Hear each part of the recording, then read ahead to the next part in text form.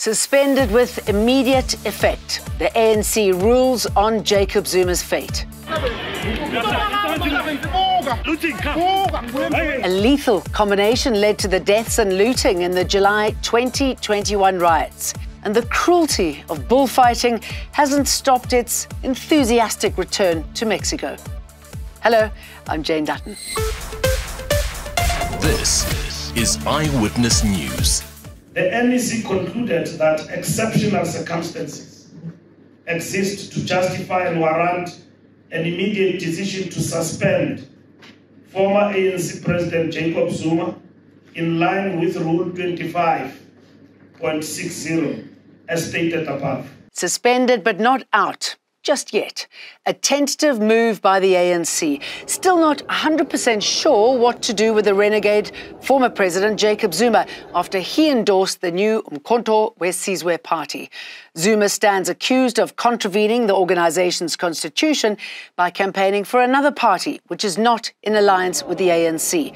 Reports are that a final decision will be made after the elections. The ANC is willing, able and ready to defend the gains of freedom and our constitutional democracy. Accordingly, we call on ANC members, our alliance partners, and all South Africans to reject the agenda of the JZ Party project.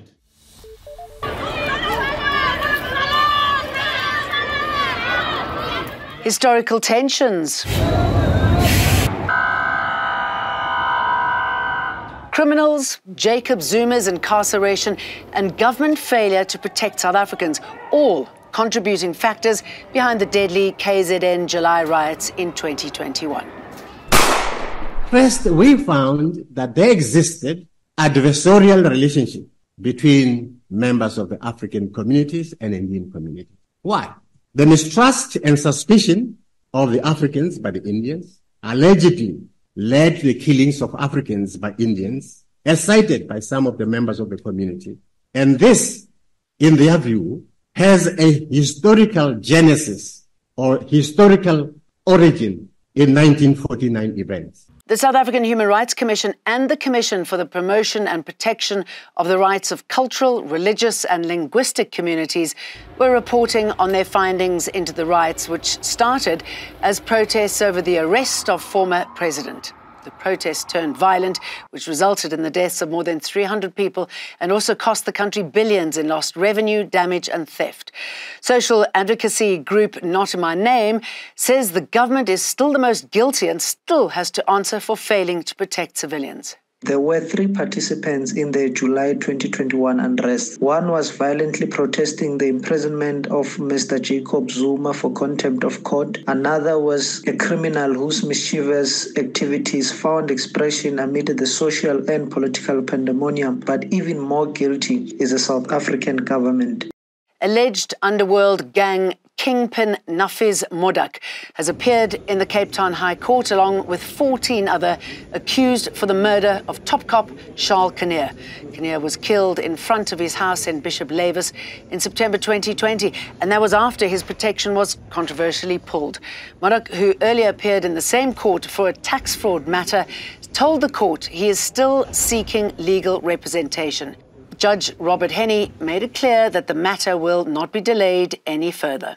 I'm happy with what has transpired. I think Judge Henney came in firm and strongly right from the word go, because that has been a frustration, using delaying tactics and that. And I think he's made it very clear right from the start. He's not going to allow it. We've also heard that security assigned to protect Kinnear's widow were ordered to withdraw. What impact will this have on her safety?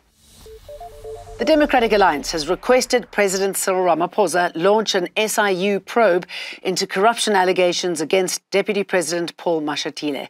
News 24 has written a number of stories alleging the Deputy President has a corrupt relationship with business people who benefit from state tenders, including his son-in-law. It is a clear pattern with Cyril Ramaphosa. Instead of leading, he chooses to cower in the hopes that his ANC government scandals will simply blow over. Just as in the case of Nzimande, the ANC has only made some mealy-mouthed comments about Mashati appearing before the party's misnamed Integrity Committee.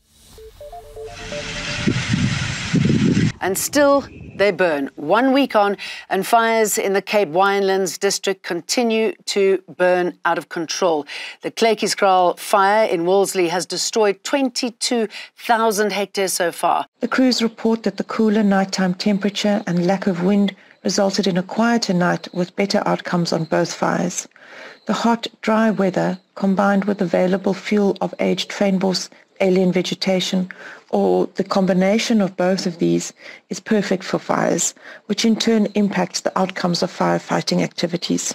Bullfighting is back in Mexico, and that's despite an indefinite suspension 2 years ago of the practice which dates back to the 16th century in the country, agreeing with animal rights activists who had filed a suit. The Supreme Court revoked the decision last month, but a legal battle between supporters and opponents is likely.